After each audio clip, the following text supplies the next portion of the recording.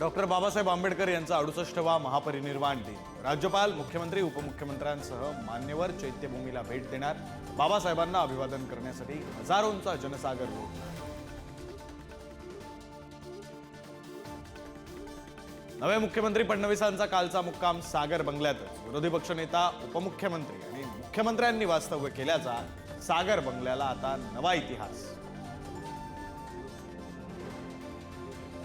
मंत्रिमंडळ विस्तार 11 डिसेंबरला होणार। भाजपचे 12, शिंदेच्या शिवसेनेचे 9, अजित पवारांचे 8 मंत्री शपथ घेऊ शकतात। कुणाची वर्णी लागणार, कुणाचा पत्ता कट होणार, लवकरच कळणार। राहुल गांधींचं नागरिकत्व रद्द करण्याची मागणी करणाऱ्या याचिकेवर आज सुनावणी। दिल्ली हायकोर्टानं मागच्या सुनावणीवेळी गृह मंत्रालयाला निर्णय घेण्याचे दिले होते निर्देश। आजच्या सुनावणीकडे लक्ष। काही जिल्ह्यात 2 दिवसांपासून अवकाळी पाऊस। द्राक्ष, कांदा पिकांवर अवकाळीचं सावट। एकीकडे कोसळलेले भाव तर दुसरीकडे अवकाळी।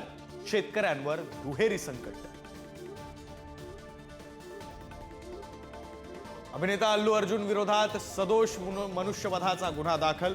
पुष्पा 2 चित्रपटाच्या प्रीमियर दरम्यान चेंगराचेंगरीत महिलेचा मृत्यू झाल्याप्रकरणी गुन्हा।